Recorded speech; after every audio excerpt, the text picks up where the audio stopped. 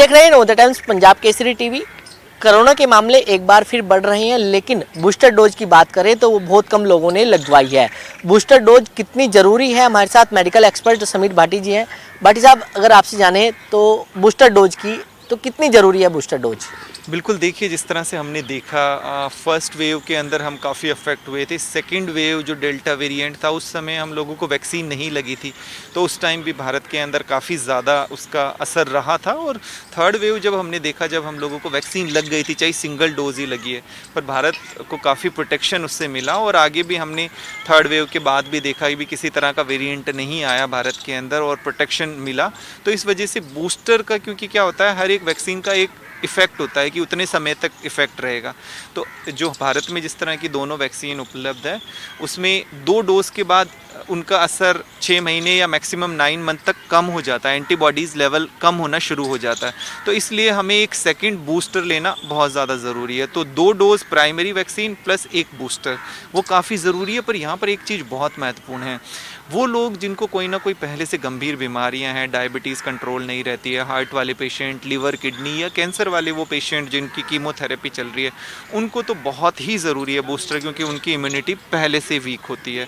और इसके अलावा हमारा युवा वर्ग भी जिन्होंने बूस्टर नहीं लिया है, तो किसी भी तरह की अफवाहों में ना जाके उनको जो है वैक्सीन लगवा लेनी चाहिए। लेकिन इसी बीच एक नेजल वैक्सीन जो है वो आई है मार्केट के अंदर, वो कितनी कारगर साबित हो सकती है और कौन व्यक्ति उसको जो है लगवा सकते हैं? हाँ, देखिए नेज़ल वैक्सीन बहुत ही अच्छी वैक्सीन है, क्योंकि इसकी अगर हम बात करें तो एक तो इसको एडमिनिस्टर देना बहुत ही आसान है। इसको जैसे हम पोलियो की ड्रॉप्स की बात करते हैं, उसी तरह की ड्रॉप्स हमारे दोनों नेज़ल्स में दी जाएगी, 4-4 ड्रॉप्स। और इसका जिस तरह से फ़ायदा वो ये रहेगा कि ये संक्रमण को भी रोक देगी, क्योंकि फ़िलहाल अगर हम वैक्सीन की बात करें तो उससे आपको बीमारी का खतरा होने के चांसेस कम हो जाएंगे, आपको हॉस्पिटलाइजेशन रुक जाएगा।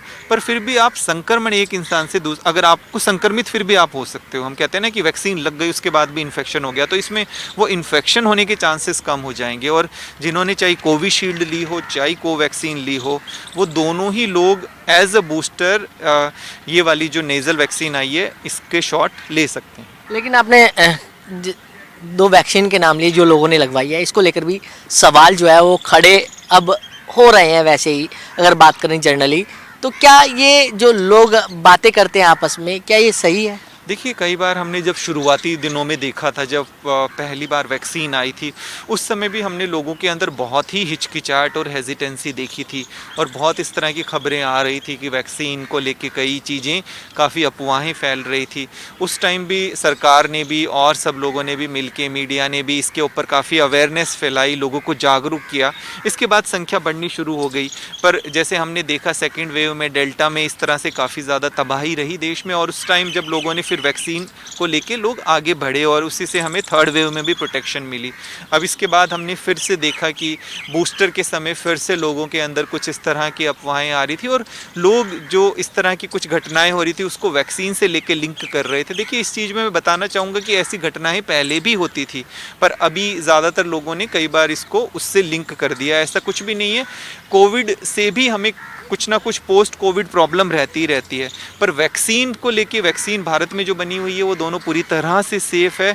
वैक्सीन ना लेने से खतरा है, वैक्सीन लेने से कोई खतरा नहीं है।